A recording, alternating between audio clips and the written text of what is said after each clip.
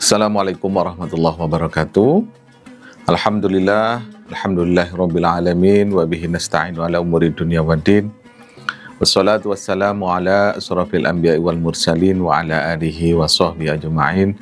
Rabbi israh li sadri wa yassir li amri wahlul 'uqdatam min lisani yafqahu qawli, amma ba'd.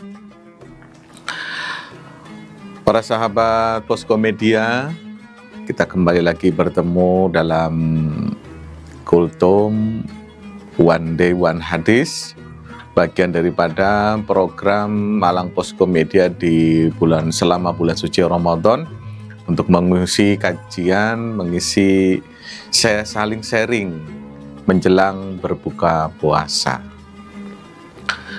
Mari kita awali dengan bacaan suratul Fatihah. Mudah-mudahan bahasan kita pada sore hari ini diberikan keberkahan oleh Allah Subhanahu wa Ta'ala, sehingga semua kita diberikan kefahaman dalam memahami ilmu agama sebagai bekal kita untuk beribadah kepada Allah Subhanahu wa Ta'ala.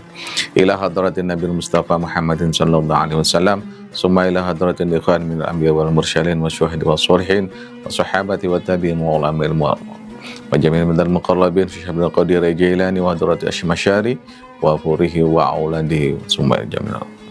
Musannif fi hadzal kitab mukhtarus hadis Nabawi Abdul Hashimi syawlahumul Fatihah. A'udzubillahi minasyaitonir rajim. Bismillahirrahmanirrahim. Alhamdulillahi rabbil alamin arrahmanir rahim maliki yaumiddin. Iyyaka na'budu wa iyyaka nasta'in ihdinas siratal mustaqim siratal ladzina an'amta 'alaihim ghairil maghdubi 'alaihim waladdallin. Amin. Bismillahirrahmanirrahim. Qala musannifur rahmahu ta'ala wa nafa'na bi ulumihi fid dharain. Amin. Bismillahirrahmanirrahim. Kanjeng Nabi SAW dawuh, iyyakum wal ghibah. Iyyakum wal ghibah fa innal ghibati asyaddu minaz zina. Innar rajula qad yazni wa yatubu fayatubullahu alaihi wa inna sahibal ghibati la yaghfirullahu ta'ala lahu hatta yaghfiru lahu sahibuhu. Rawahu Abu Syekh an Jabir. Kanjeng Nabi SAW dawuh dalam satu buah hadis disebutkan, iyyakum wal ghibah.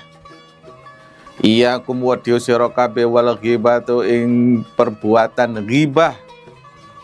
Ghibah iki rasan-rasan, omong-omong orang lain yang hal-hal yang jelek. Kenapa kata Kanjeng Nabi iyyakum wal ghibah? Fa innal ghibati asyaddu minaz zina.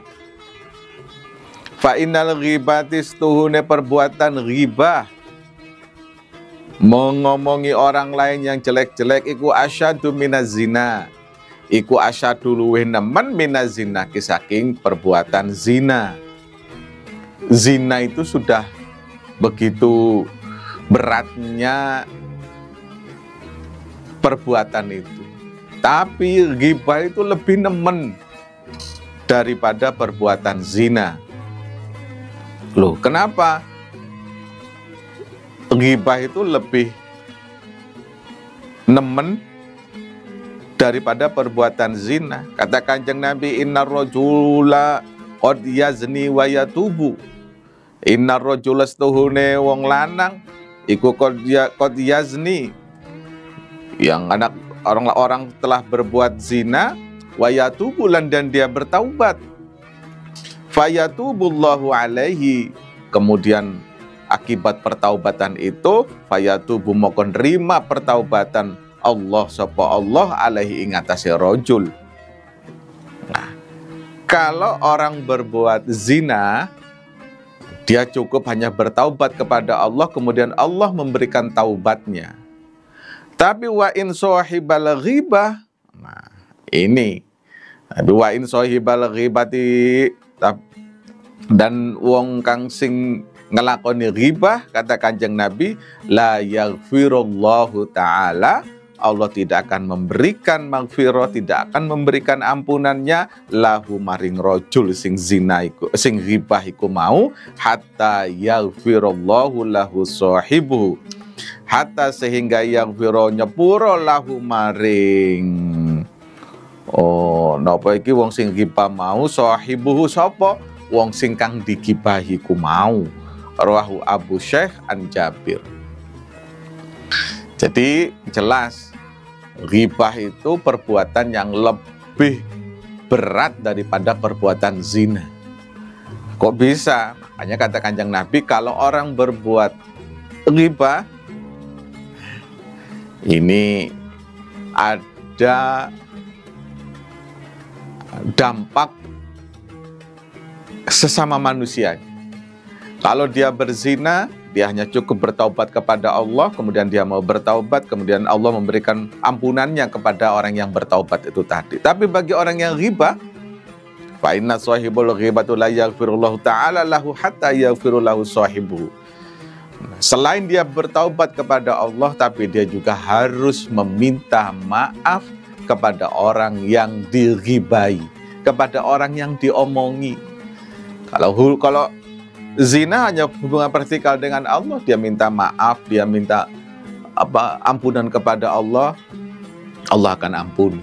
Tapi soal ghibah dia harus meminta maaf kepada Allah dengan bertaubat dan meminta maaf kepada orang yang dighibai. Inilah beratnya.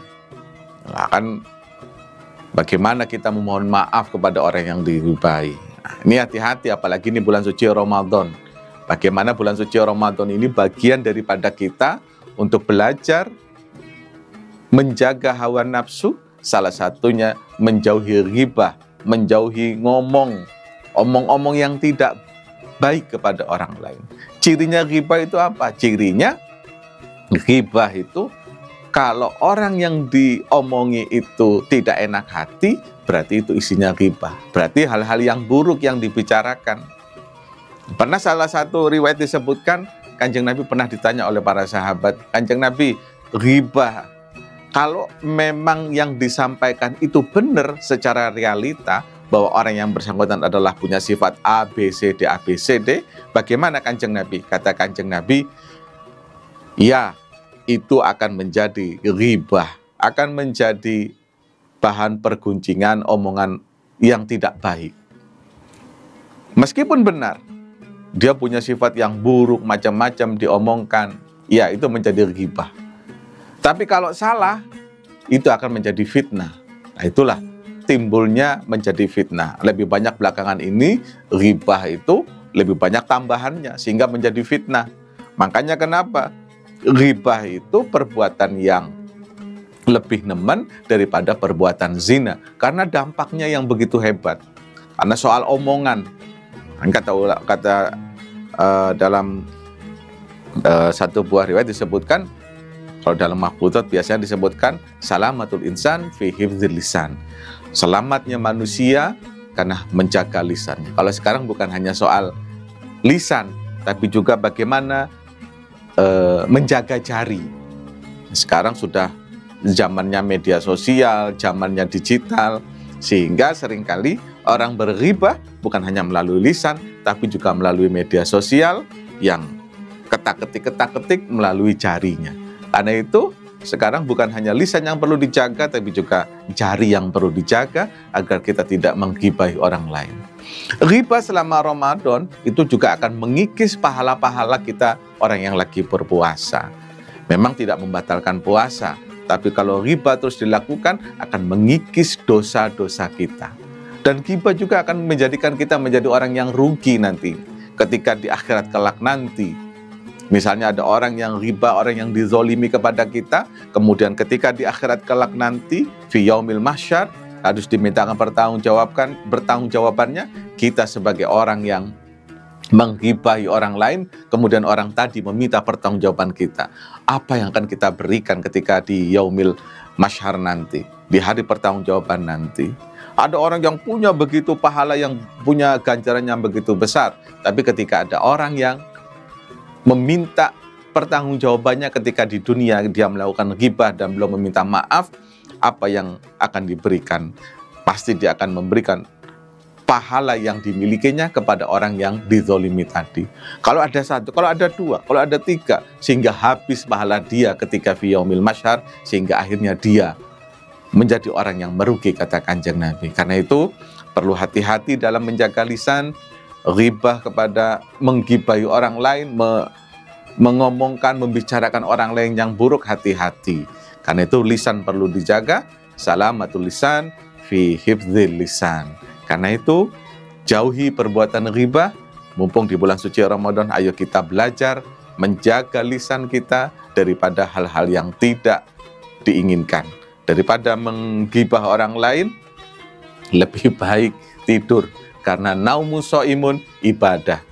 Tidurnya orang yang berpuasa itu adalah ibadah. Ibadah dalam arti daripada mengomongi orang lain hal yang buruk, lebih baik tidur, lebih baik istirahat. Itu akan bernilai lebih baik, bernilai sunnah, akan mendapatkan ganjaran yang terbaik dari Allah Subhanahu wa Ta'ala. Mudah-mudahan kita semua dijaga oleh Allah, lisan kita, jari kita dijaga oleh Allah, sehingga kita termasuk orang-orang yang selamat, yang diselamatkan oleh Allah Subhanahu wa Ta'ala. Terima kasih, mudah-mudahan ada manfaatnya. Wal afwa minkum. Wallahu a'lam bishawab. Assalamualaikum warahmatullahi wabarakatuh.